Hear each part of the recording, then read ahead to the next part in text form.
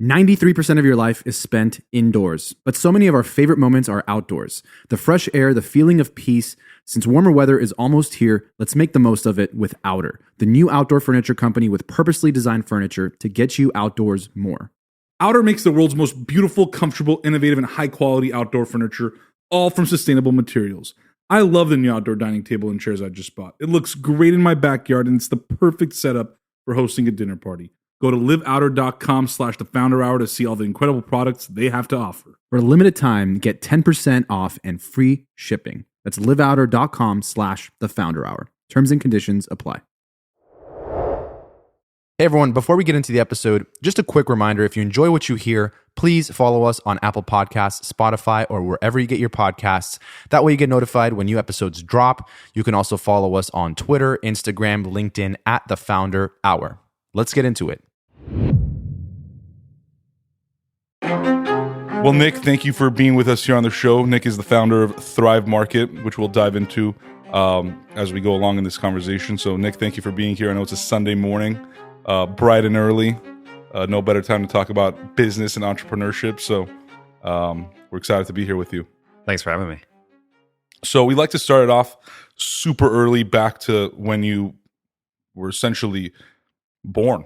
So talk to us a little bit about where you were born and what young Nick was like. Yeah, so I grew up, middle class in the Midwest. Born and raised in Minneapolis, Minnesota.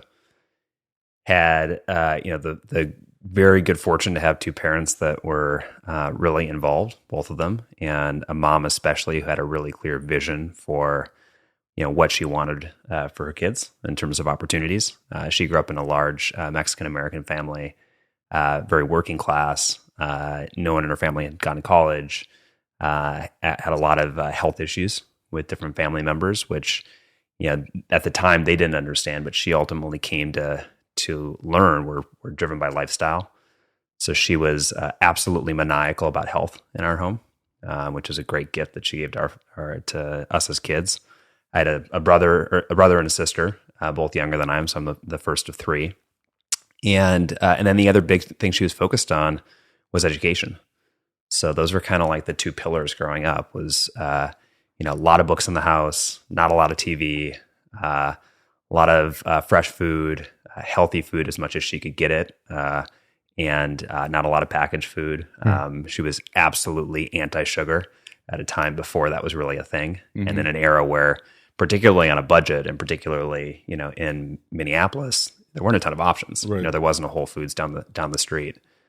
So as a kid, I loved to read. I excelled in school. I definitely was not. I think a lot of people have an image of entrepreneurs being like the rebellious, creative type. I wouldn't have described myself that way. I don't think anyone else would have either. I was a straight A student and very studious, and but really happy. I had a great, incredible childhood, and it's something I've appreciated even more now as a parent. I've got three young kids myself now, and just realizing how amazing it was growing up there in the I 90s. feel like most kids would rebel being in a situation where their parents are sort of like saying like you need to eat this and not that, or you need to study harder, or, like that kind of a little bit of that strictness, or just like almost like telling you how to live or what to do. But it sounds like you were more like open to that and more appreciative and like okay with it, I guess. Like, why is that? Was it just because yeah, it's a great point, and I've thought about it too. And I think like Nick of 2024 or even 2014 might have rebelled a lot more. So I definitely as a kid was not I just wasn't a rebellious kid. So I think there's a kind of nature portion of that. But to be honest, I give a lot of credit to my mom. Like, she was able to do those things in a way that wasn't pushy, that wasn't strict, that wasn't telling us what not to do, but rather giving us options of what to do. Again, like, we didn't watch any TV, but there wasn't like rules around the TV. Right. We just like didn't have cable TV. Like, there's no remote control. So like if you were watching TV, you had to change the channels. Right. You didn't know any other alternative. I didn't know any other alternative. Yeah. So, and like there were always new books in the house. There was always, if she saw that I was interested in, like, I had a thing for cats for a while. Like literally like bobcats were my favorite animal. And I went down that rabbit hole for, months. Was there like an education National Geographic? Yeah. That kind of Was stuff. there like an education component in terms of like, let's say, eating healthy foods where she would like learn a lot about why and kind of explain that versus saying like, well, some people just see it on the news or see it somewhere and be like, well, I guess this is healthy, so we should eat this way. I think she was definitely, again, she wouldn't have used this language, but she was a first principles thinker. Yeah. And so at a time when, you didn't have the internet at your fingertips, you couldn't just like do research instantly. She was doing the hard work to learn about, what the science said, what the facts were. So she was a big reader herself. Her bookshelf was like a lot of books on parenting, a lot of books on education, a lot of books on health and diet. She was always doing interesting kind of stuff with supplements. And she was really into fresh organic food. And to the extent that we were buying packaged foods, it was like simple, minimally processed products. And of course, because we didn't have the financial resources, she was doing it all on a budget. So I also saw how hard she had to work to make that happen. But to your question about like, did she give us reasons? I think she did, to the extent that she understood them and they were kind of like age appropriate for us.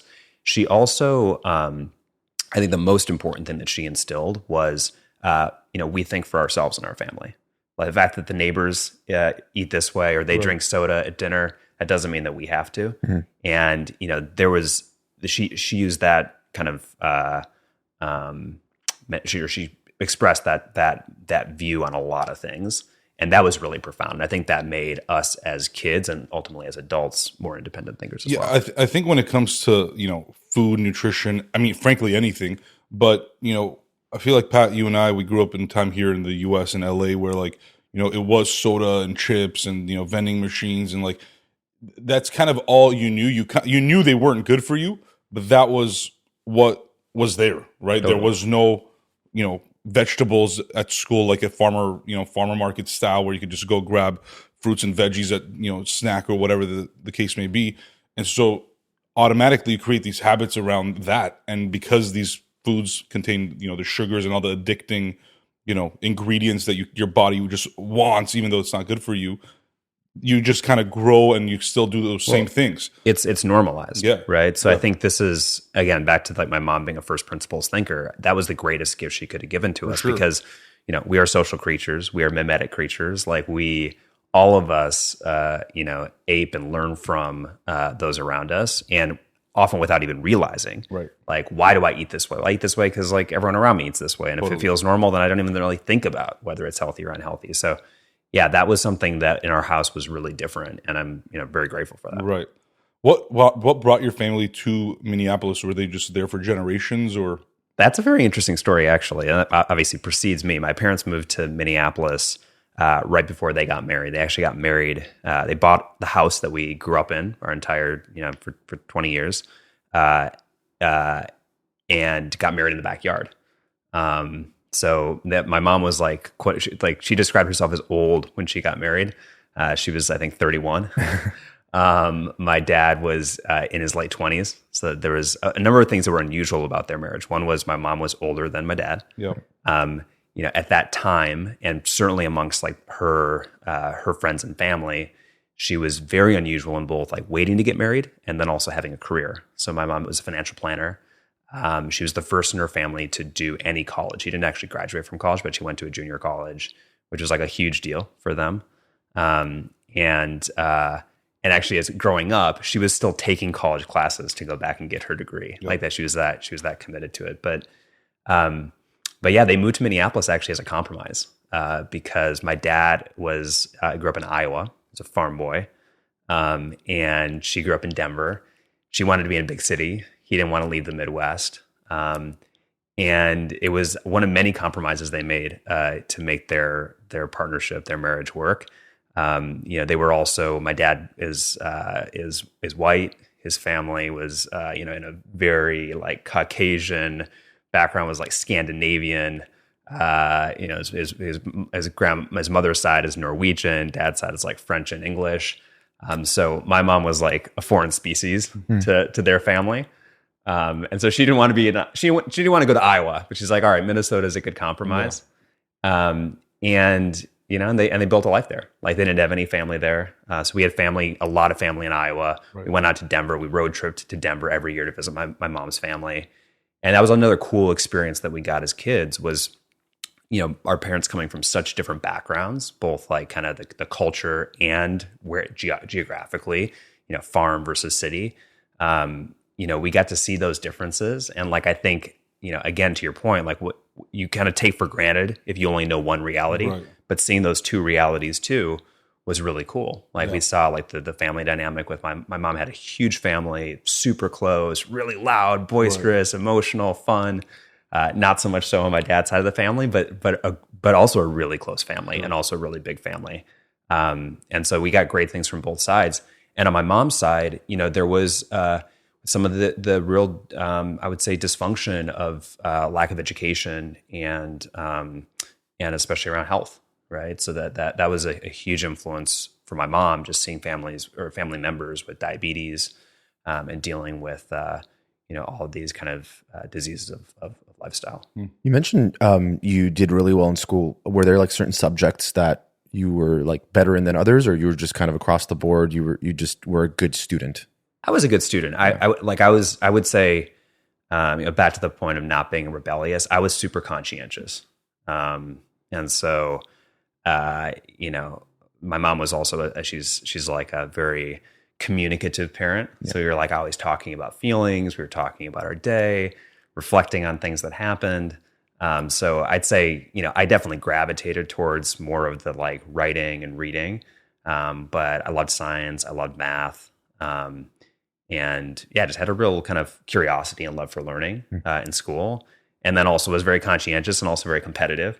So like if you gave me a test, like I'd get excited about a test. Like if it's about grades, I wanted to get the best grade.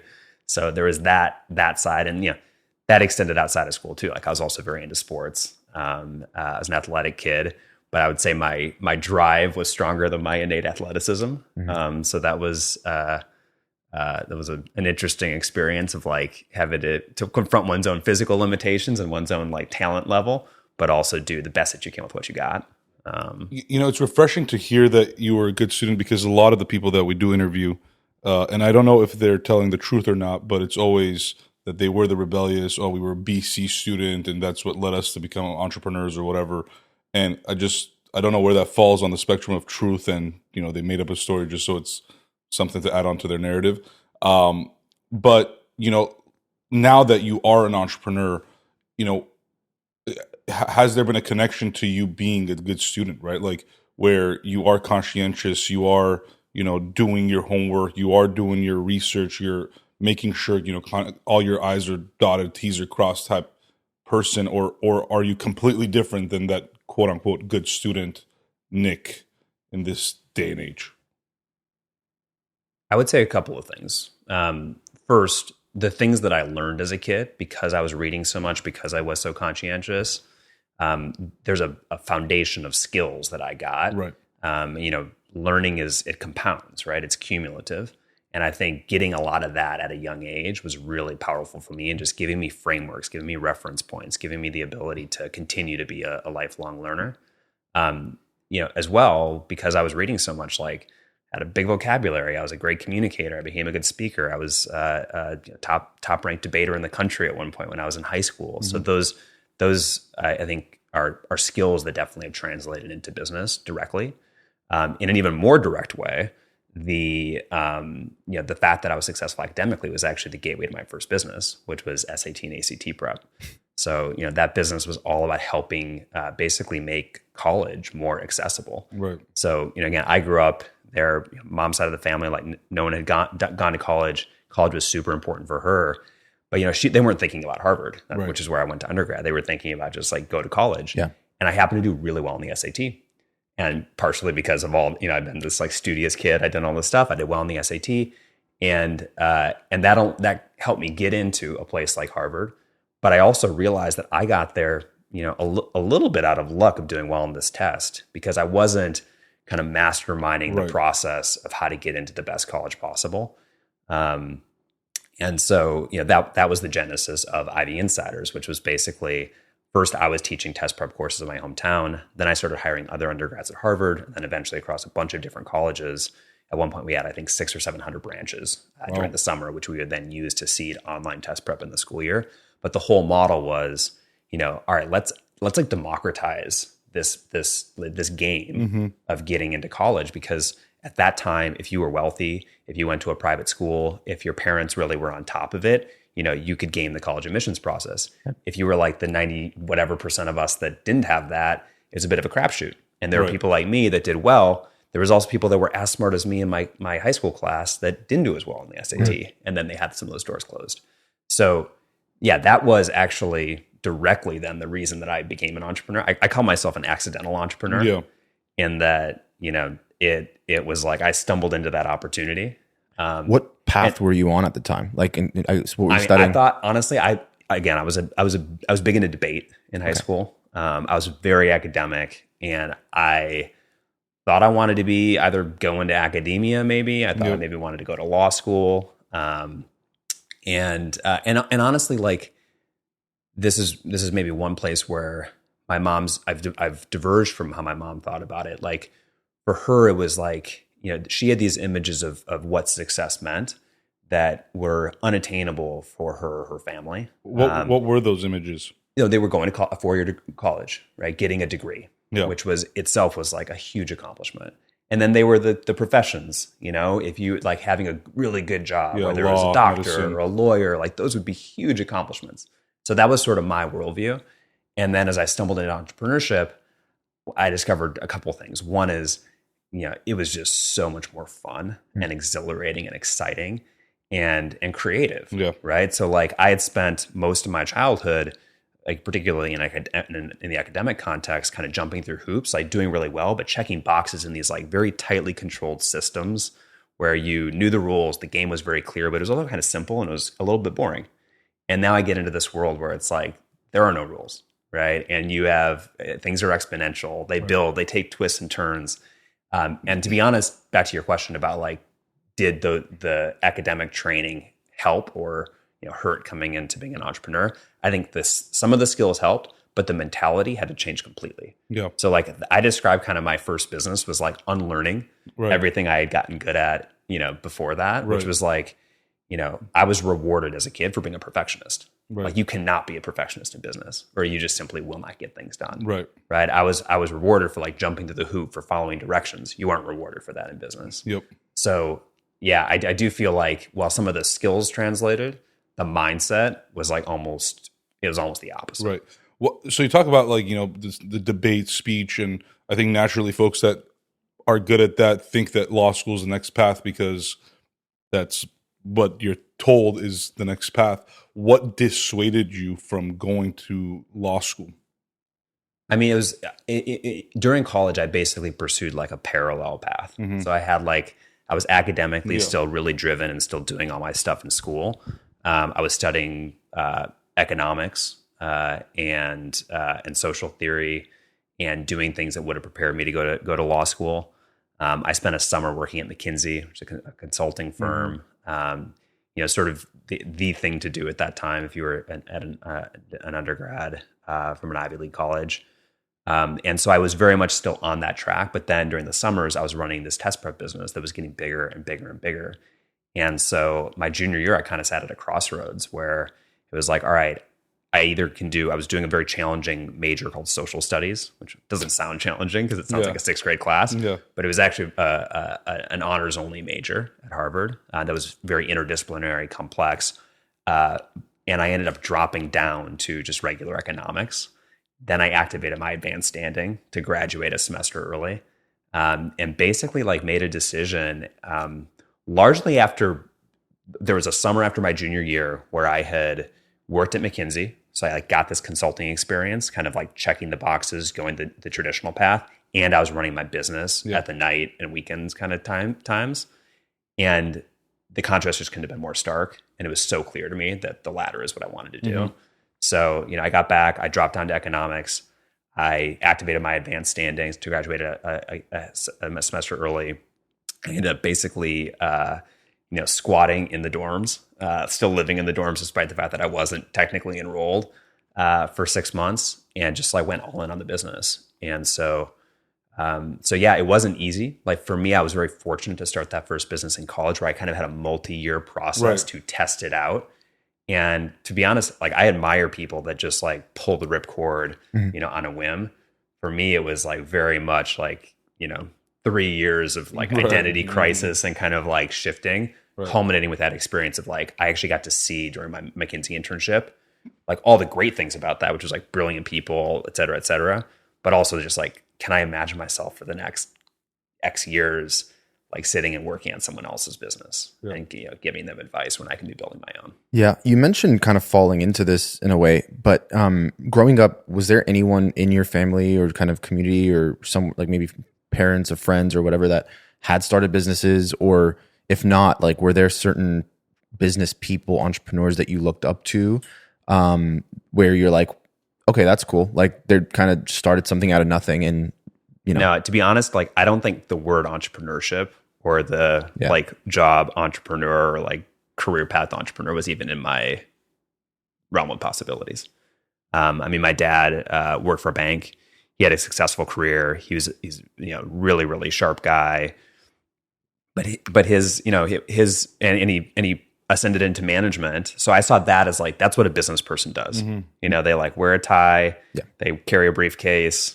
He's, gone before I wake up in the morning, comes home at 6 o'clock and then does it again the next day. And so I had no role models that way. I wasn't like reading the business press. I was not into business. I wasn't investing. Like people tell all these stories. Like when I look back, there were things I did that were entrepreneurial. Right. Like I had a lawn mowing business and, went crazy with it where I was like, mowing like 15 lawns and like going around and I would like gamify it where some of my lawns were contiguous and I'd like, time myself and like do all this stuff. And so I look back on that now and say, oh yeah, like I can see like I really had fun like building systems and building a business, but I wouldn't have called that a business at the time. I mean, truth be told, I look back at our high school days and I don't think I knew the word entrepreneur until college, where everybody was, we went to USC, everybody was talking about entrepreneurship. And that was like, you're like, oh, this is a thing. Like I didn't realize that a business owner is essentially an entrepreneur, right? I mean, I know the word's been around, but the branding of entrepreneur got a lot stronger. I totally agree with that. I think over the last decade, you've had this real like romanticization of entrepreneurship and celebration of entrepreneurship, which is really cool. Yeah, it's really cool because it is a creative and very fulfilling and can align to your personal values in a way that a lot of career paths can't. But yeah, growing up, that was not the case. Like we were talking about this a couple nights ago with just Pat and I, and about like starting a new business versus acquiring one and like basically like an existing one and just growing that. And to me, that's also entrepreneurship. Just because on this podcast we interview founders of the companies and maybe not the person that bought the company and then started it and now they're a new founder or whatever, however that works. But that entrepreneurship is less almost of a noun, but more of a verb, right? In my opinion, I mean, you own and operate and try to grow that business, but there's also the downside to it of the romanticism, which is that there's now this added pressure, like, oh, he's an entrepreneur, she's an entrepreneur, like that must mean that they're aiming to make those multi-millions, multi-billions of dollars because that's what the media kind of world has taught us. Whereas like that's not how we grew up. That's not how the business owners that I knew grew up. Yeah, you're right. Yeah. Once the image starts to be glorified, they also draw a box around it and say, this is what an entrepreneur is. This is what it has to look like, when in fact it can look very differently. I agree with you that like the part of speech is important. Like I think about the adjective, I guess, of entrepreneurial. Yes. And you can be entrepreneurial with a lot of things, right? Without being an entrepreneur. So like I'm sure you have several people at your company that I'm not going to assume, but like I am, that are entrepreneurial, but also are encouraged to be entrepreneurial because that's what, as an entrepreneur, helps your company at the end of it. I mean, nail on the head. This is actually our culture at Thrive, and I think also the culture of many successful businesses that can scale and remain innovative and flexible and effective is around entrepreneurship, right? Like creating an ownership mentality and helping people, despite the fact that they're part of an increasingly large business, feel like they have control, like they have the right to be creative, like they can move quickly, like they can make mistakes. I mean, all of those qualities or attributes of entrepreneurship, particularly I think in an economy that's moving as fast and as dynamic as ours now is, like it's a huge advantage. Yeah. But I think Amazon, they say it's always day one. And to be able to preserve that kind of mentality at the scale that they're at, I mean, it's the reason they're the most valuable company in history. Right. What are those particular, you kind of touched on it, but what are those particular sort of skills or attributes that you not only look for, but sort of try to maybe like, I guess, work off of, when they are at the company, like that creates that ownership mentality, that creates that entrepreneurialism? Is it something that just folks come in with, or is it something that you feel like could also be trained in a way?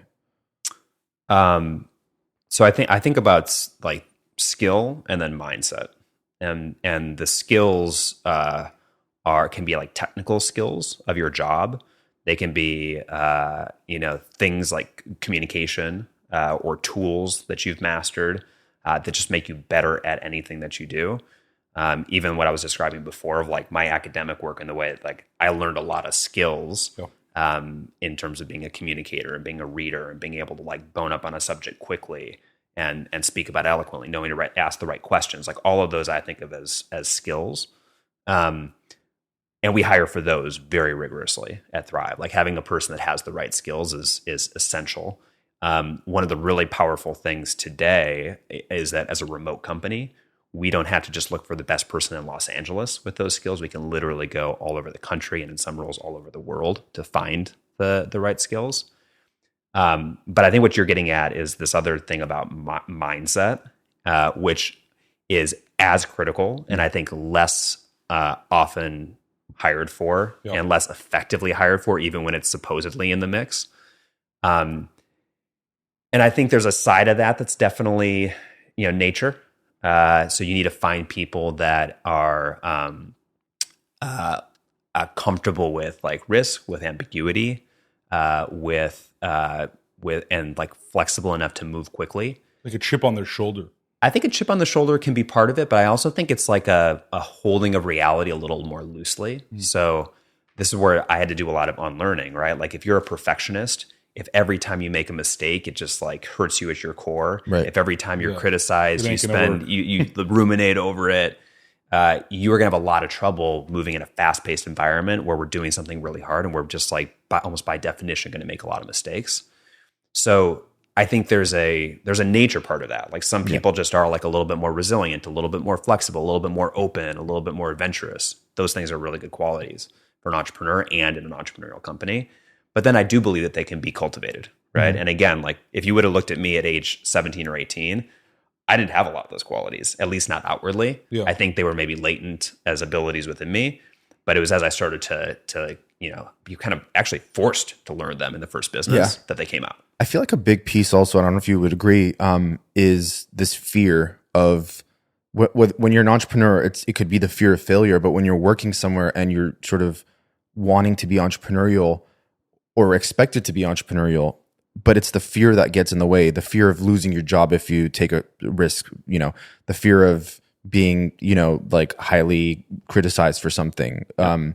Sometimes when you're in a company and the sort of company politics could create that fear. And I think that once people let go of that fear, then they're more like able to be that way and bring themselves to be like more like risk taking, I guess, because that's how those big breakthroughs happen, whether it's in a company or externally.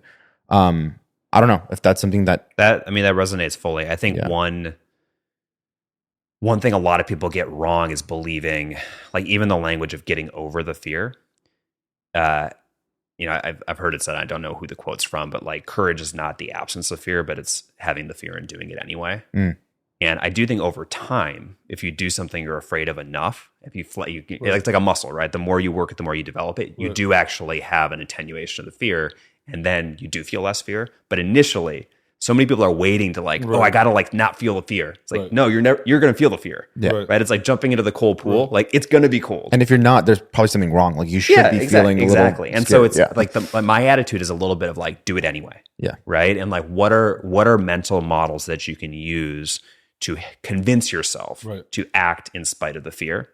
And in a personal mental model I use is like, and which I think is very apt in business is a little bit like, it's like, I call it the game, but just like reminding yourself that it's a game, Yeah. right? Like it's not life or death, right? Our nervous systems, our brains evolved in a world where making a mistake could be fatal, right? Being rejected by the tribe could mean death.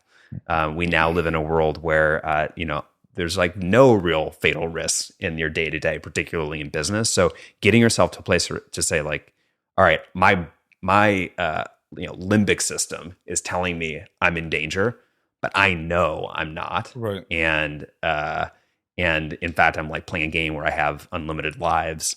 And Right. sometimes the time where I like think I just died turns out to open the door to something that's even better. That for me is very powerful. For the company, the big thing that we've focused on is really just our values and our principles, which are the ways that we translate those values into action. And I think when people have those in mind and when they're talked about in a company, they can become a bulwark that helps people get over the fear. So like one of our values is authenticity. And that part of that is like just being your authentic self, but a lot of it is around intellectual honesty. So being open with constructive feedback, both giving it and receiving it, right? So can we have tough conversations? Do we engage on things that do feel uncomfortable? And as I was saying earlier, I think, you can't avoid the fact that it's going to be uncomfortable to criticize someone. It's going to be uncomfortable when you're criticized, but you do that enough, all of a sudden it does start to feel more comfortable. Right. Yeah. Yeah. Like to your point, I think it definitely starts from the culture and from the leadership and encouraging that and making the culture that versus, like everyone sort of like everyone's to themselves and everyone, it's like this thing that it's like, this is how we operate. And I think if you don't have that, then that's probably why certain companies do really well and some don't. Totally. And this is where you can actually, I think, use to great effect the fact that we all are mimetic, right? We all sort of absorb the culture around us. And that can be very toxic if you're in a negative culture, but it can be incredibly positive and energizing and self-reinforcing if you create those right conditions, that right culture. And we've absolutely seen that at Thrive. I think, for us, like the culture begins with our mission. We're trying to make healthy living easy, affordable, accessible to anybody. And that like filter for everything we do creates like meaning and motivation and the willingness to push through challenges. But it also actually is in a way its own challenge that like if you're a quote unquote mission driven business, it's very easy for that to seem kind of woo woo, right? For sure. And the reality is like the mission we're trying to do, it is like bold and positive and all of that, but it's also really hard. And so like we have to be both like mission driven, meaning leading with our heart, but also like really savvy and resilient and like hard driving to make that happen. And so that's been an interesting tension in our business of being like, all right, we are this like warm, loving, like create good in the world business. And we're also going to work really hard and be self-critical and like be tenacious at the same time. Customers are rushing to your store. Do you have a point of sale system you can trust, or is it a real POS? You need Shopify for retail. Shopify POS is your command center for your retail store. From accepting payments to managing inventory, Shopify has everything you need to sell in person. Get hardware that fits your business. Take payments by smartphone, transform your tablet into a point of sale system, or use Shopify's POS Go mobile device for a battle-tested solution. Plus, Shopify's award-winning help is there to support your success every step of the way. Do retail right with Shopify. Sign up for a $1 per month trial period at shopify.com/founderhour. Once again, go to shopify.com/founderhour to take your retail business to the next level today. We've talked a lot about Thrive, but before we dive a little deeper into how it began and what you guys are up to now, I'm curious, whatever happened with the testing business? I mean, it clearly grew a lot. What was kind of the destination for that?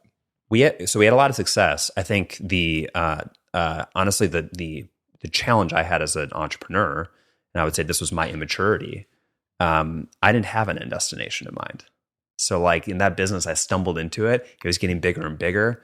And we ended up getting an offer to get acquired. This was in 2011, I think. And it was like, more money than I had ever seen, more money than anyone in my family had ever seen. And honestly, I sold because it was that financial outcome. And it was just you in charge, like you were the sole founder? Or? Yeah, we didn't have to raise any money. It was a services business. I had the benefit of being able to build it in college, where I didn't need to take a salary or anything like that. So it was very fortuitous. It also gave me I think unreasonable expectation about how easy it was to sell a business, because it just sort of like came about 4 years into business. It's funny, up to that point, like my life had gone in 4-year increments. It was like 4 years of high school, 4 years of college, 4 years of business. And like I sold the business. And at that time I was like, so I had this meaningful, I mean, not crazy outcome, but like a very meaningful financial outcome. And I thought like, well, now I can, this like sounds so stupid when I say it now, but I was like, oh, I can kind of retire. Like I'm just gonna hang out. Like I've worked so hard for the first 25 years of my life. Now I'm just gonna like travel. And were you surprised at all at like that situation that you were in? Of being able to sell the business? Or of just being in a place financially where you could kind of do whatever you wanted? Or so you thought at that point? I mean, I'd spent 5 years, whatever, nose to the grindstone. I saw the business growing. We were profitable, so we were spitting off cash. So it wasn't like I went from it wasn't like a venture-backed business where I went from nothing to all of a sudden having an exit. So I had a little bit of time to kind of get used to the idea that I built something valuable. It's like I'm monetizing it with the profit, and at some point I could monetize it with an exit. But yes, it did come up pretty quickly. I would say the biggest learning for me was that experience of selling the business, while satisfying for a little bit, did not create like the life of retirement in my mid-20s was not what I wanted. Yeah, of course. And so it was a very, very interesting and like quite painful, actually, like year or so after that, where it's like I was doing all these things that I wanted to do, and I wasn't really enjoying them as much as I thought I was going to. And I was missing things from the business that I didn't expect to miss. Like I was missing like the tough work that we were doing as a team, like being down in the trenches together. I really missed the feeling of impact that we had with our students, and seeing like getting the notes back from parents about colleges they got accepted to, and emailing with the kids after the fact. And so I think the biggest lesson for me was, you don't really know what you want in the abstract. Like you have, it's a revealed preferences kind of thing. Right. And so at that point I learned that, what I like is building. Like I like being in there doing things and it was actually it's been very impactful to the way I've run, my professional life since then. And that I think when in my 20s running Ivy Insiders, I was oftentimes really stressed out. And also like felt guilty about the things I was missing out on, and like, oh, I should be doing this. I should be traveling. I'm missing out on all these fun things that my friends are doing. Yeah. And like after that period of like doing all those fun things for a while and not being fulfilled by them, I was like, all right, this is kind of what I'm made to do. I want to build. I want to build a team. I want to do something impactful, and like that's what really gets me going. Right. And so I've been able to do that more unapologetically in the next business. So long story short, I basically went back to the drawing board and said, all right, I wouldn't have called Ivy Insiders a mission-driven business, but it was. And what I miss about it was that like striving to do something big, to disrupt a status quo, to make something like education more accessible. So I said, all right, how can I take that principle of access, do it in either education again or another very fundamental space? The other one, again, from my mom's experience, was health. And I started looking at ideas. And so I met my co-founder, Gunnar. He actually pitched me initially as an investor to do what he was calling Shop Tribe. And he basically wanted to build Groupon for healthy food. He had grown up on a communal farm in Ojai. He's like, I want to bring the commune to the masses. I was like, well, I grew up with the masses. Like this is, my mom would have been a shopper for this community. Yeah. And how'd you guys meet? We got intro through a mutual friend. And like I basically was like attracted to the mission from day one. I was attracted to his vision, and we were very complementary in terms of our skill sets and just like orientations. And so we started working on it, and like, the business model itself changed, the name of the business changed. We had so many like near death experiences, not literally, but for the business in the first like 6 months. We brought on our third co-founder, Sasha, our fourth co-founder, Kate, who's on the brand and content side. Sasha's our CTO. And what were your roles? We were co-CEO, which worked really well for a while. Gunnar's not day to day in the business now, but he's still on the board. Sasha's actually still active day to day, so he and I have been at it for almost a decade. But we had this great dynamic with the co-founding team. Very interestingly, none of us knew each other before, so we were like developing those relationships as we went, which I know others have said doesn't always work. There was definitely challenges, but for us it did. But what really worked there was the skill set complementarity, where like each of us was so different, and like the divide and conquer was super powerful for us early on. How did you end up deciding sort of, who's a co-founder, who's not? Because that also, matters. Obviously people can bring some sort of complementary skill set, but doesn't always mean that they're a co-founder. Essentially, they could just be like a first hire of like a founding team or something like that, right? Like, how do you go about thinking, who's sort of equity founder of a business versus more of like an employee or hire? Yeah, at some level it's judgment, right? And it can be arbitrary. I think particularly, when you're sitting at the starting line and you don't know someone well, you can't look into the future and see how much value they're going to add. You can't look into the future and see how long they'll be with the business. So there is just risk in making that call. But I think it's also like so many of the things at the beginning of the business, you do what feels right? And if you have people that you believe are going to be formative for the business, then you do it. And obviously, there's a question of how many co-founders is too many too. So like we had 4. You're a co-founder. You're a co-founder. I know, and I don't know if I've seen too many companies have more than 4, but I will say every one of our co-founders. So 2 of us are still with the business today. 2 are not, but every one of the co-founders had a major formative impact on the business. Yeah. What was Thrive Market early on? Like what was it supposed to be? So the original vision was we were going to do group buying events for healthy food. So basically get like farmers markets? No, we would basically get wholesale accounts for all these different like healthy, sustainable brands. And then we would run an event like a Groupon where people would sign up, and then we would place the wholesale orders. We'd lock in that price differential. Understood. And then ship it out to people. The challenge with that is that there's a time delay, and no one wants to get their groceries like kind of ad hoc over a 2 or 3 week period. And this was 2014. This is 2014. This is Gunnar and I met in 2013. End of 2013. We started working on it in 2014. We hired an agency to build the original site, dropped hundreds of thousands of dollars of our own money into it, and then like basically found out it was vaporware about 2 or 3 weeks before we were supposed to launch. That's what led us to bring Sasha on.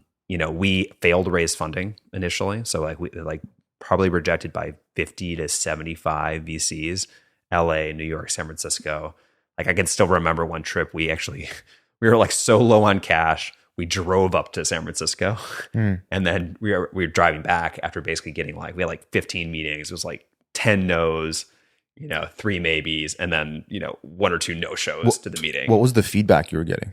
The feedback was, one, how are you going to compete with Whole Foods? Which, our answer was we're not. Like, we're not trying to go up market. Different business. Yeah. Half of people don't live within driving distance of a Whole Foods, and 90-some% of people can't afford the price premiums. So our whole play was about access and democratization. Right. In some ways, very parallel to what I was doing with Ivy Insiders, where it was like Princeton Review is $1,000. Private tutoring is like hundreds of dollars per hour. We're going to charge a few $100s for the whole course and really blow this thing out, make it accessible. With Thrive, it's been a similar kind of organizing principle of first, let's bring the price down to a place that people can afford it. Then with e-commerce, the second thing is let's geographically ship anywhere in the country so people can actually get it.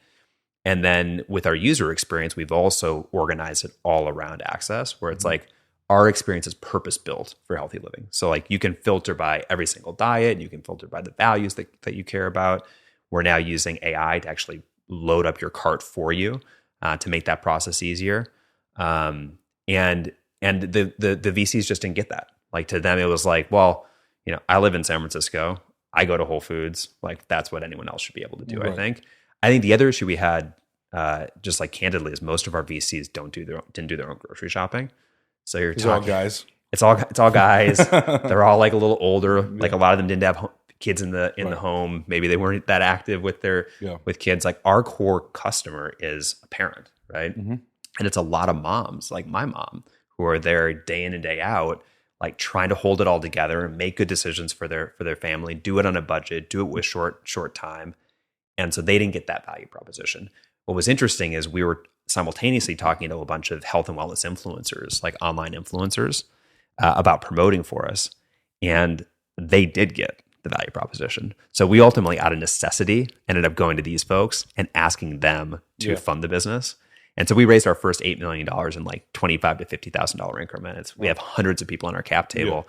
It was a pain in the ass, but it ended up being the best thing by far that ever happened to our business, was that we didn't bring on VC money, which also frankly would have straitjacketed the mission in various ways. Like that was the second big pushback, was like, all right, you guys want to be carbon neutral on shipping. You're going to do zero waste fulfillment. Like you're in a low margin business. Good luck. Like, that's just not going to be possible. And I think at the time they didn't appreciate how much the consumers would reward us for doing those right things. Now, as soon as we got out and we, scaled up as fast as we did, a lot of those same VCs came back. So, which I to their credit, they're like, They got it right the second time. I mean, if you were in their I don't fault position, them, right? Yeah. They didn't have the data or the context to understand what we were doing. Right. But once they had the data, they came back and said, "All right, let's get behind it." Right. It's another reason, though, why the diversity in venture capital or just in business in general is important, even though that's a painfully obvious statement Totally. to most people. Some people might disagree. But there are actually benefits to having not only gender diversity, but just cultural diversity, to have, industry diversity as folks that are backers of these types of startups and companies, because having that just one Silicon Valley perspective is not going to fund a company like Thrive or any other. Well, just think that like seems non-tech. any innovation, to do anything successfully, to have any outsized income, you have to do things differently. Yeah. So VCs, like their job is to be able to think out of the box. Right. And I think we just happened to be in one of those blind spots at the time. Sure. Which, like one of my questions, like, what are the blind spots today? Today, And I think, well, obviously there's advantages also to like having such a quote unquote like crazy idea that people don't immediately see like how this could be like a huge company, and that could help you when it comes to like, not having a lot of competitors essentially early on when you're like trying to create something new. But also, a lot of people would be discouraged hearing no constantly, right? And it sounds like you're in a place where you had a pretty successful business, sold it, and you wanted to do something new. But what about the concept and the idea? Were you so passionate about? Obviously, we talk about the connection with your upbringing and mother and all that. But as far as the business itself, right? Like the business model, I guess. Did you have this like strong conviction early on that you were like, I know that these no's are just because they don't know, and that they'll come around eventually, or did that come after, once you realized, okay, there's something here? well, I think first, back to that point around like developing a mindset over time, and like whether it's natural or not, and just like having the courage and the perseverance. My first company gave me so much experience with failure and like rejection and mistakes that you sort of develop a thick skin over time. And I think like one of the ways I described my first business at one point was like, I failed my way to success. Like I made every mistake in the book, and it was so humbling after being this like straight A student that worked in these like very controlled environments and was able to always get things right. You get into entrepreneurship and you just get your ass handed to you over and over and over again. And that was for me personally, that was like an absolutely necessary, humbling, leveling experience that did train me to no longer take that stuff so seriously.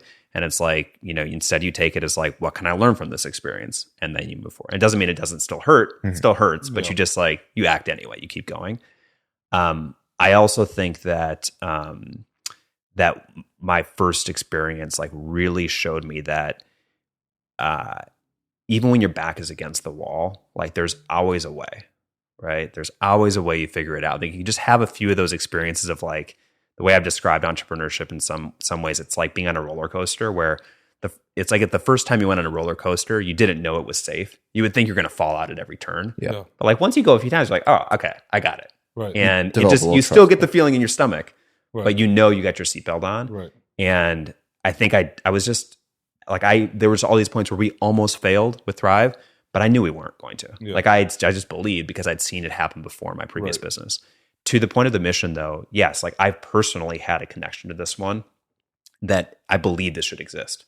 Like I believe that it's wrong that natural and organic products, healthy products cost more than unhealthy ones. It's wrong that there's not transparency into supply chains. And it's wrong that people that are in the middle of the country or don't have the income don't get to have access to the same things that people on the coast that do have the income have. But so that was part of it. And then also just like my experience with my mom and having talked to all these people that were parents, in these places and struggling to make it work. Like I knew the opportunity was there. Yeah. So we just had high conviction. Well, the reason I ask is because so many impact businesses are really good for the world, right? But oftentimes we see they don't, sort of succeed as a business because the business model just isn't there, right? And you talk about investors early on saying that this is a low margin business. Yeah. All right. That's what. So did you you had conviction that you knew the math would work itself out at some point? Yeah. So there's two types of conviction I had. One is that there's demand, right? And if there's demand, usually there's a way to figure out the economics, right? And if like we knew there was demand, and we knew it was a very white space. Like Whole Foods truly was at that point the only game in town.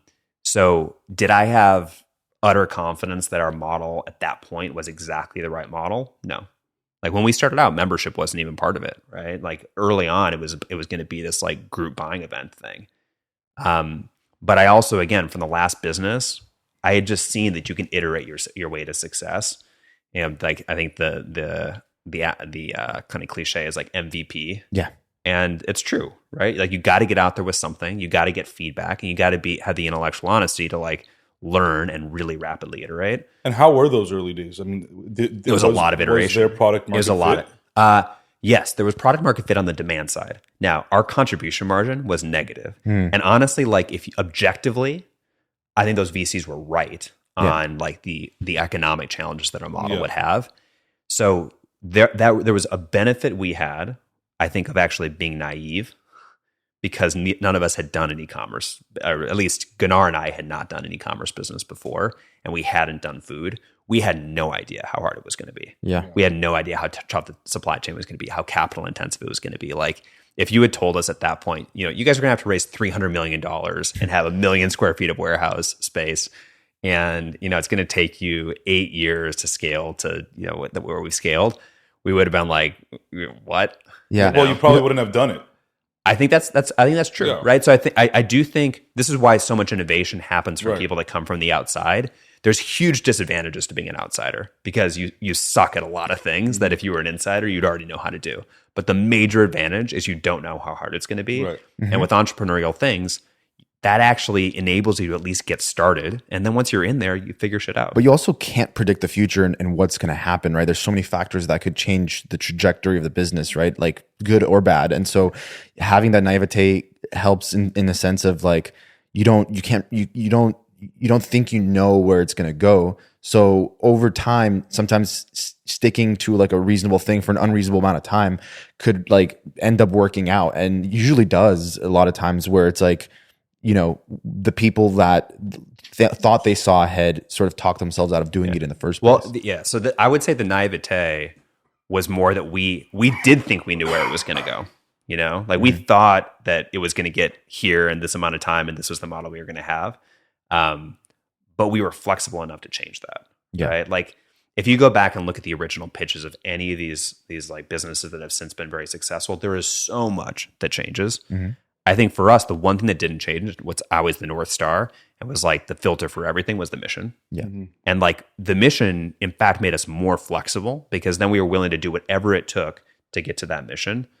But I also do think that implicitly part of like what I learned in the first business and what I just know today, just at my core, not because I read it in a book, just I've experienced it so many times, is that if you if you're willing to iterate and be flexible, like there is always a path to success.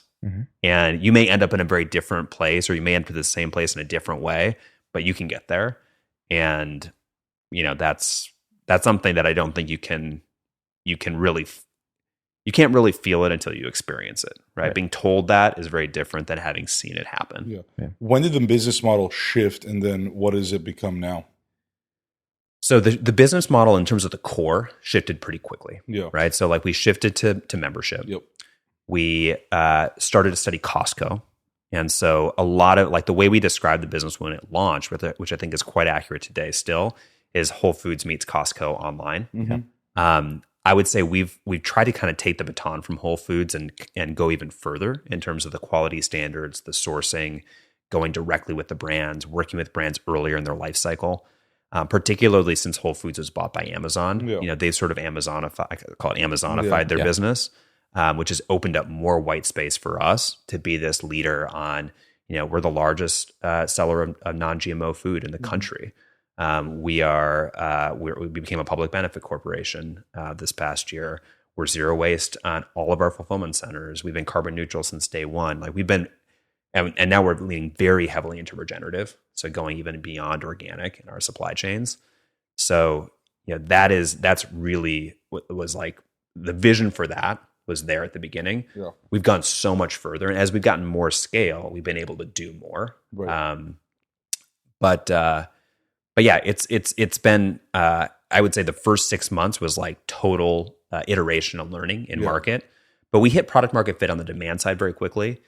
It took 5 years, I would say, to know we had true line of sight to be profitable. And last year 2023 was our first year of full year profitability. We had a lot of profitable months in 2022, but to get this business profitable, you do need to be you have to be at very meaningful scale. Yeah.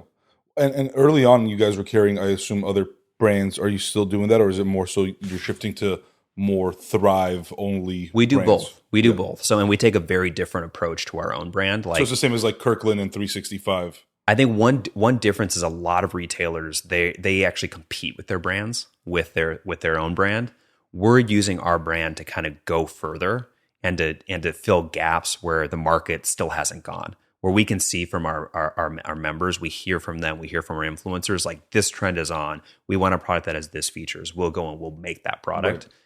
Right. But then we also ride the coattails of these amazing brands that are doing incredible innovation themselves. Right. So we're never going to be in a world where we're one or the other. We've got great margin profile in our own brand business. We can do a lot of innovation there, but there's still incredible stuff that's happening on the branded side. Mm-hmm. And where do you see it going? Do you see it going to a model like a Costco where people can go retail and actually shop there, or do you want it to stay and live online? We want it to stay online. I mean, I never say never. Yeah. Like I can't, but at this point, we think the opportunities are in continuing to expand into new categories. We still haven't done fresh food. We still haven't done a lot outside of kind of the non-perishable CPG core.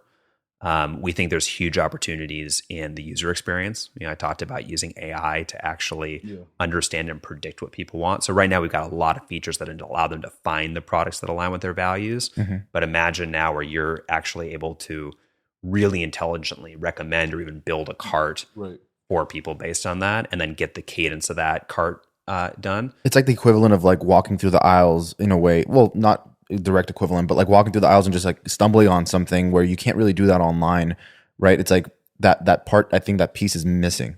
Yeah. So there's like, we think about both the discovery side, which is I think what you're getting at, like how do we make that 10x better than than if you're doing it yourself in a physical grocery store.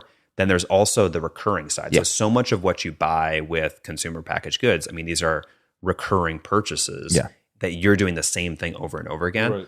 All right, how do we learn about you? What things do you like? What's the cadence that you buy them? What things do you buy together? Mm-hmm. And then we can put those in your cart for you. We can engage with you over SMS. And now it's not even like our member services that's doing that. It could be an AI that's doing that with you. Yeah. And it just makes it like, you think about the amount of time that a parent might spend grocery shopping in a given week. Like, what if we can take that down 10x? Mm-hmm. Yeah. You mentioned something earlier on that Thrive is now fully remote. What have been the benefits, but also what have been some of the challenges that have come with that? Because I can imagine there's been both. But curious to hear from you on your thoughts specifically about Thrive. Yeah, it is challenging because it's just so different. And there's so many things that I think happen through osmosis in a physical environment, conversations that will happen, creative sparks that can take place, ad hoc meetings that can just be wound up that don't happen in a remote environment. So the way that we've approached it is first identify what those things are. Like, what's the magic of being in person? And say, all right, what are there deliberate practices that we can instill, kind of aspects of our culture, or we call it our Thrive operating system, that we can build in to be more deliberate and so get those benefits while being remote?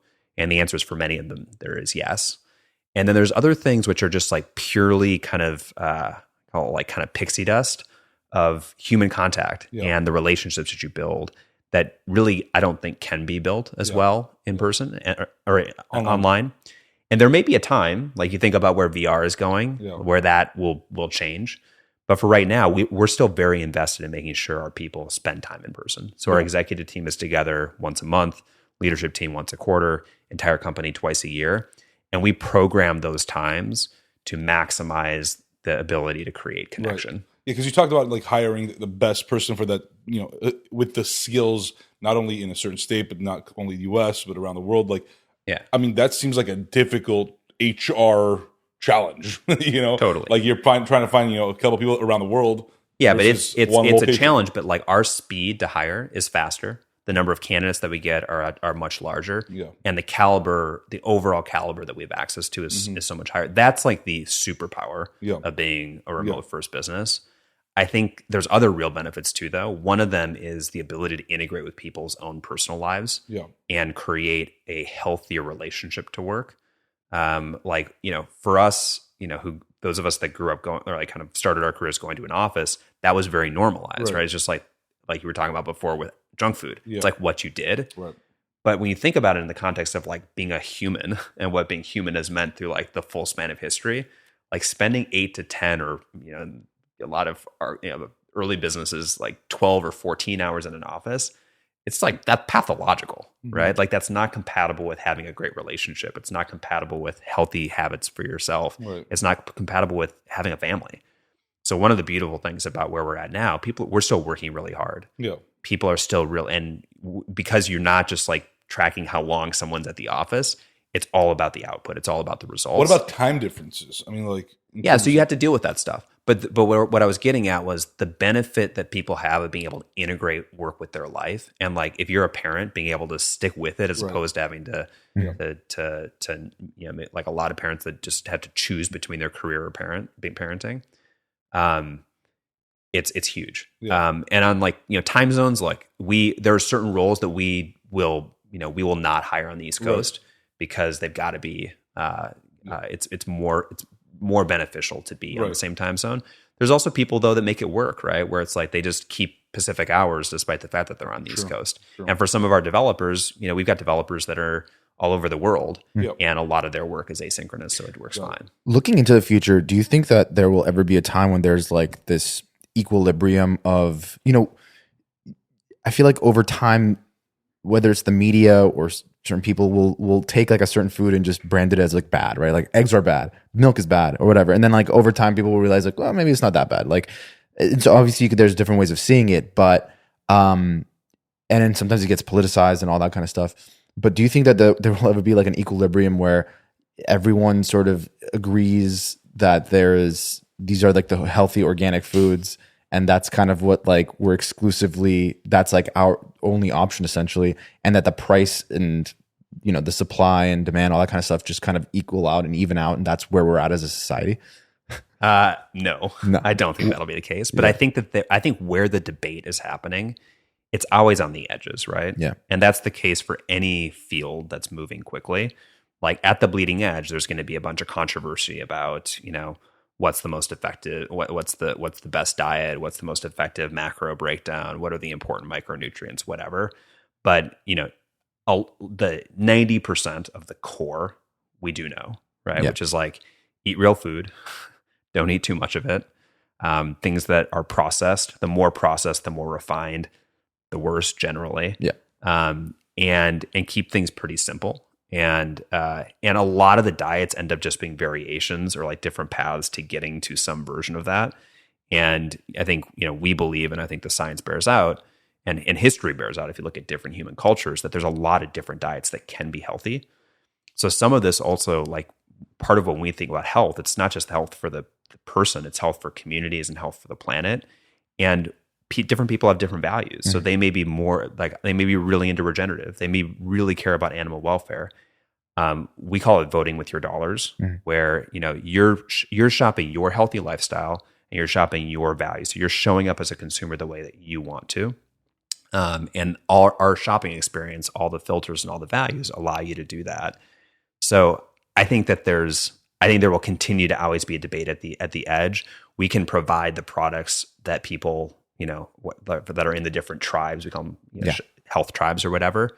But we also try to bring people back to that core, and also to not allow the products on that we know are not healthy. Because the part I find more concerning than that debate about what is good is the like more cynical approach that I think historically has been unfortunately pretty rife in big CPG, which is, we're going to take something that like we know is bad, and we're going to call it good. Right. And I think better for you. Yeah, better for you, right? It's like better compared to what? It's like it's like the like shit or shittier. Which one? Yeah, it's like the low tar cigarette, right? So I think like we've really tried to cut through that noise, and like we just don't let that kind of stuff on the site. Yeah, and that is something where like we label the things so that you can find the things that are right for you, but we also have this filter where we give up revenue on products that we could sell a lot of, that we have a lot of empty search results on, because we don't believe that they, are good products. So like, you look at, and this is more something I'm personally curious about, but I know we've talked about, Pat, is,